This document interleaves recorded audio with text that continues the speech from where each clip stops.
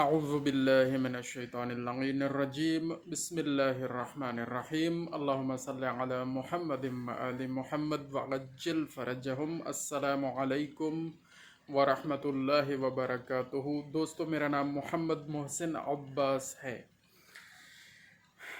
آج آپ کے سامنے چغل خوری پر تھوڑی سی گفتگو کرتے ہیں۔ یہ وہ مسئلہ ہے جس کی وجہ سے ہمارے دوست، ہمارے رشتہ دار، ہمارے ارد گرد کے بہت اچھے عزیز ہم سے دور ہوتے جا رہے ہیں۔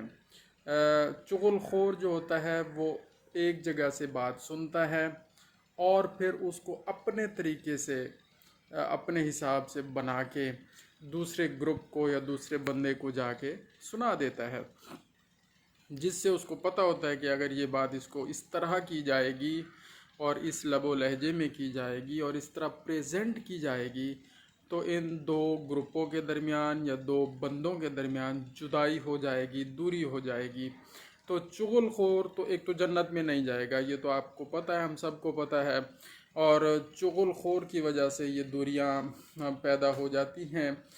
تو ہمیں چغل خور کو سمجھنا ہے، چغل خور سے دور رہنا ہے اور خود چغل خوری سے بھی دور رہنا ہے۔ بہت سارے مسائل اس بیماری کی وجہ سے پیدا ہو رہے ہیں۔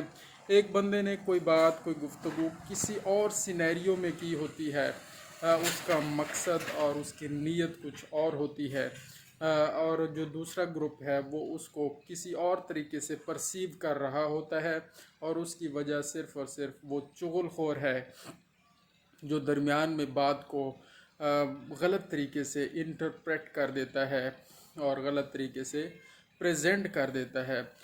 تو ہم جو آپس میں مسائل اور جو پرابلمز ہو جاتے ہیں باتوں کے غلط سمجھنے کی وجہ سے یا باتوں کے غلط پرسیو کرنے کی وجہ سے یا غلط ریسیو کرنے کی وجہ سے، تو دونوں گروپوں کو سمجھداری کا مظاہرہ کرتے ہوئے آپس میں مل بیٹھنا چاہیے اور ایک دوسرے کی باتوں کو اچھے طریقے سے سمجھنا چاہیے، بجائے اس کے درمیان میں کوئی تیسرا گروپ جو کہ چغل خوری کا رول ادا کرے اس کو موقع دیا جائے۔ اس کو موقع بالکل نہیں دینا چاہیے۔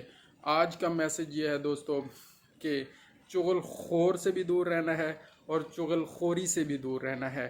انشاءاللہ العزیز اللہ تعالی ہمیں اس پر عمل کرنے کی توفیق عطا فرمائے۔ جزاک اللہ خیرا۔ اللہم صلی علی محمد وآل محمد وعجل فرجہم۔